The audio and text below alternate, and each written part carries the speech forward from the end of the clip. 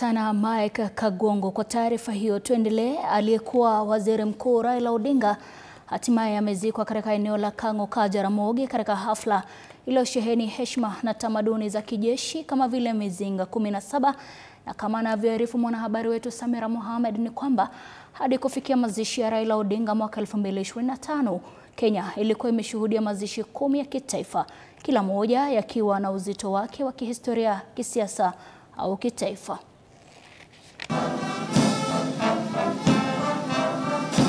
Baada ya ibada ya wafu kukamilika, mwili wa aliyekuwa waziri mkuu Raila Odinga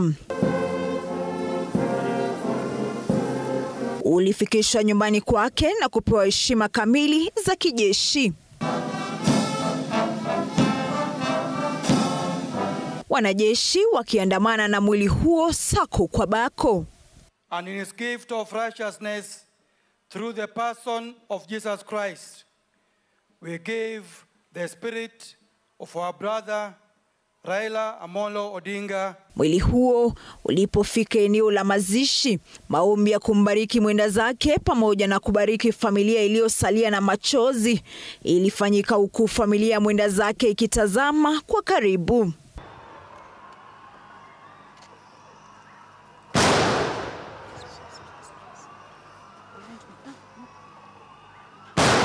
Na kwa sababu alikuwa waziri mkuu, alipewa heshima ya mizinga 17 iliyofyatuliwa na wanajeshi wa kikosi cha wanamaji.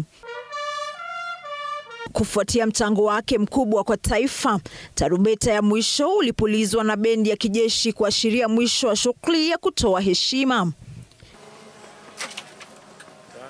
Mchanga ukarudishwa kwenye shimo, familia yake ikawa ya kwanza, na kisha Rais William Ruto by His Excellency Uhuru Muigai Kenyatta. Rais William Ruto, rais wa zamani Uhuru Kenyatta, viongozi serikalini, jamaa na marafiki akaweka maua kwenye kaburi la waziri mkuu Raila Odinga.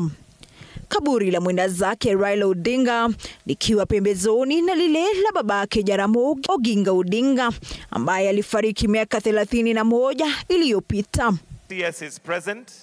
All cabinet secretaries present. Mazishi ya aliyekuwa waziri mkuu Raila Odinga imekuwa mazishi ya 10 ya kitaifa, huku Raila akipewa heshima kamili za kijeshi kwa kurushiwa mizinga 17 kwa kuhudumu kama waziri mkuu na kufuatia mchango wake katika taifa la Kenya kwa kuwa mtetezi wa demokrasia na rais ambaye taifa la Kenya haikuwahi kupata. Samira Mohamed, Runinga ya TV 47, Nairobi.